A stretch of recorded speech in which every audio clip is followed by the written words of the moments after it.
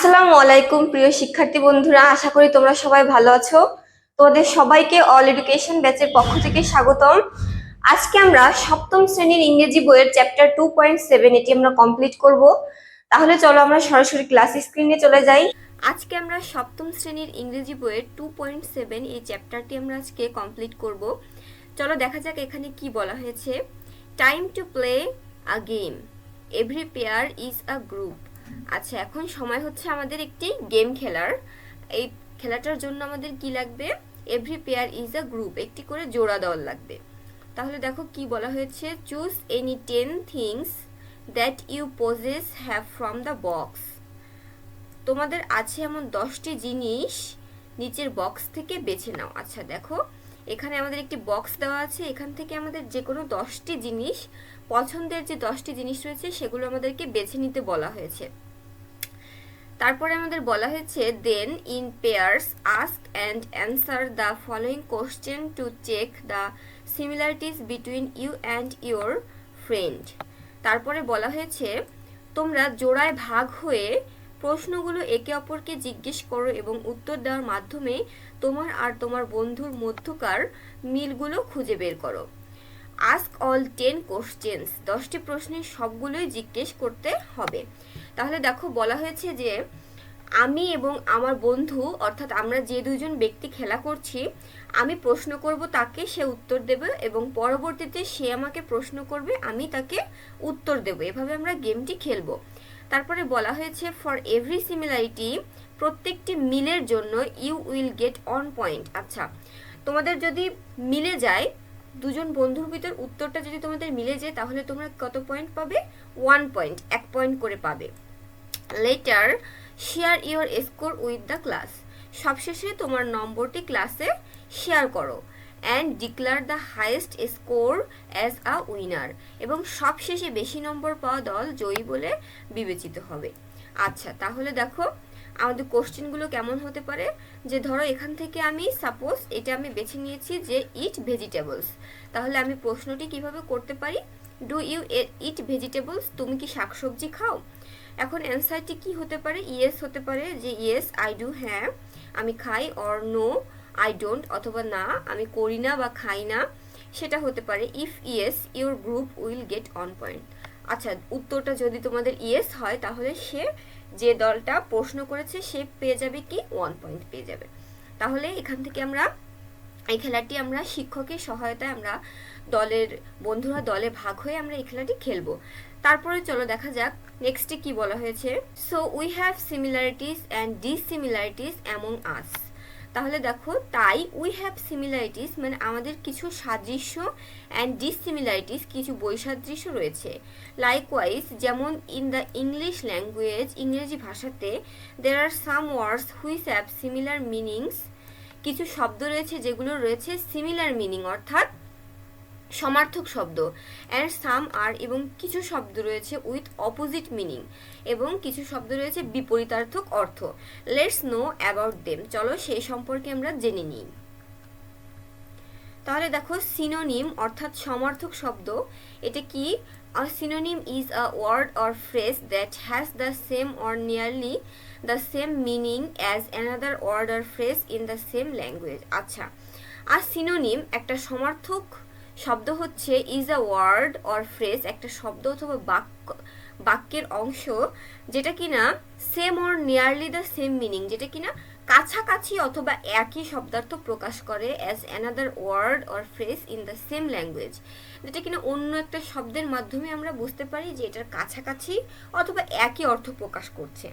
For example, উদাহরণস্বরূপ small অর্থাৎ ছোট, is a synonym for little, যেটা কিনার সমার্থক শব্দ দাঁড়াচ্ছে আমাদের লিটিল। লিটিল মানেও ছোট, স্মল মানেও ছোট, এটা হচ্ছে আমাদের সিনোনিম। আচ্ছা, তাহলে অ্যান্টোনিমটা কি? অ্যান্টোনিম হচ্ছে সিনোনিমের ঠিক বিপরীত, এটা অর্থ হচ্ছে সমার্থক, আর অ্যান্টোনিম অর্থ হচ্ছে বিপরীতার্থক। An antonym is a word, বিপরীতার্থক শব্দ হচ্ছে opposite in meaning to another word.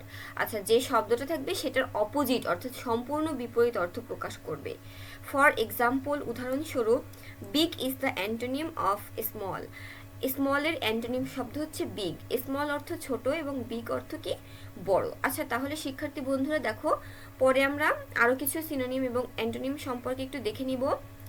Let's have a look at the common synonyms and antonyms. কিছু সাধারণ সিনোনিম এবং অ্যান্টোনিম সম্পর্কে আমরা একটু দেখে নেই।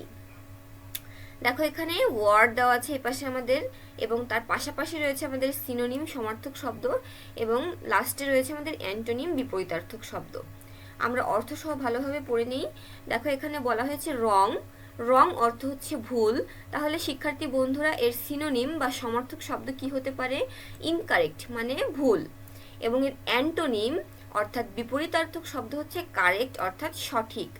ওয়ার্ড এখানে রয়েছে আনমেরিড অর্থাৎ অবিবাহিত, এটির সিনোনিম হচ্ছে সিঙ্গেল মানে একা অথবা অবিবাহিত যার এখনো বিবাহ হয়নি, এবং অ্যান্টোনিম হচ্ছে ম্যারিড অর্থাৎ বিবাহিত। তারপরে দেখো এখানে রয়েছে চুজ। চুজ অর্থ পছন্দ করা, এবং সিনোনিম হিসেবে এখানে রয়েছে সিলেক্ট অর্থাৎ পছন্দ করা বা নির্বাচন করা, এবং এর অ্যান্টোনিমটা রয়েছে হচ্ছে রিজেক্ট, যেটাকে হচ্ছে প্রত্যাখ্যান করা বোঝায়। তারপরে দেখো আমাদের রয়েছে রাইট অর্থ লেখা, রাইটার অর্থ লেখক, এবং এর সিনোনিম হিসেবে রয়েছে আমাদের অথর। অথর অর্থ হচ্ছে লেখক, এবং এর অ্যান্টোনিম হিসেবে আমাদের রয়েছে রিডার। রিডার হচ্ছে কিনা পাঠক। তারপর আমাদের আছে বিহেভ। বিহেভ অর্থাৎ আচরণ বা কাজকর্ম, এটাকে বোঝাচ্ছে, এবং অ্যাক্ট অর্থ আমরা জানি যে কাজকর্ম, এবং এর অ্যান্টোনিম হিসেবে আমরা ব্যবহার এখানে করা হয়েছে মিসবিহেভ অর্থাৎ ব্যবহারের বিপরীত শব্দ দুর্ব্যবহার। এখানে আমাদের ওয়ার্ড রয়েছে ওল্ড। ওল্ড অর্থ তোমরা সবাই জানো যে পুরাতন, এবং এটা দেখো এখানে আছে অ্যানসিয়েন্ট। অ্যানসিয়েন্ট অর্থ প্রাচীন বা পুরানো, এবং অ্যান্টোনিম হিসেবে এখানে রয়েছে ইয়াং। ইয়াং অর্থ তো তোমরা জানো যে যুবক বা নিউ ইয়ার যারা আছে তরুণ, তাদের বোঝানো হয়েছে। এখানে বাই অর্থ কেনা। পার্সেস অর্থ তোমরা জানো যে এর সিনোনিম হিসেবে ব্যবহার করা হয়েছে যে কেনা, এবং সেল অর্থ কি বলতো শিক্ষার্থী বন্ধুরা? বিক্রয় করা। তারপরে আসতে দেখো কমন। কমন অর্থ সাধারণ। ইউজুয়াল অর্থ সাধারণ, এবং আনকমন অর্থ কি? এই কমন এবং ইউজুয়ালের অ্যান্টোনিম অর্থাৎ অসাধারণ, তাই তো? বা এখানে আনকমন বলতে বোঝানো হয়েছে যে সাধারণ যেটা নয়। তারপরে ইন্ড অর্থ শেষ, ফিনিশ অর্থ শেষ, এবং ইন্ডলেস মানে অসীম, যেটার কিনা শেষ নেই। তারপরে দেখো এখানে আমাদের ফাস্ট আছে। ফাস্ট অর্থ জানো যে দ্রুত।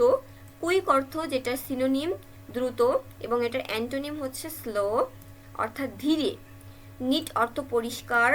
টাইডি অর্থ পরিষ্কার পরিচ্ছন্ন বা ক্লিন, এরকম কিছু বোঝাচ্ছে।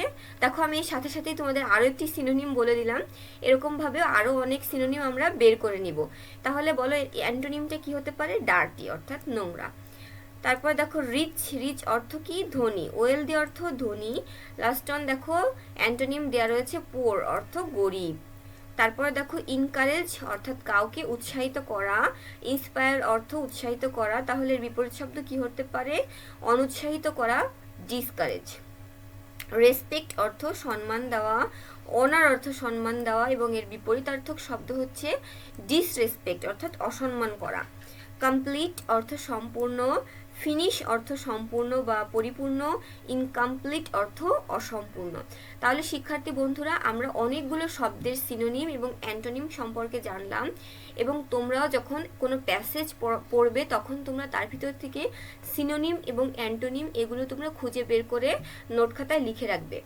দেখো এগুলো আমাদের সবসময় কাজে লাগবে, এবং এক একটা প্যাসেজে কখনো কখনো রং ব্যবহৃত হয়, কখনো কখনো ইনকারেক্ট ব্যবহৃত হয়, সুতরাং আমাদের সব শব্দার্থগুলো ভোকাবুলারিজগুলো আমাদের আয়ত্তে আনা জরুরি। তাহলে শিক্ষার্থী বন্ধুরা আশা করি তোমাদের এই পাঠটি ভালো লেগেছে। তোমরা অবশ্যই আমাকে কমেন্টে জানাবে যে আমার পড়ানোটা কেমন হচ্ছে। কোথাও যদি কোনো ভুল ত্রুটি থাকে তোমরা অবশ্যই আমাকে বলে দিবে, এবং পছন্দ হলে তোমরা অবশ্যই লাইক করবে এবং এই চ্যানেলটির পাশে থাকবে। তাহলে সবাই ভালো থেকো এবং সুস্থ থেকো।